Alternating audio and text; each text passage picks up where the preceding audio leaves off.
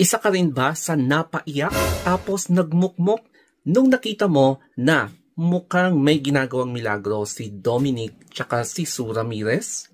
Mukha kasing lalungkot si Senyora nung nakita niya na ganito yung eksena ni na Dominic at ang hindi inaasahang si Sue Ramirez.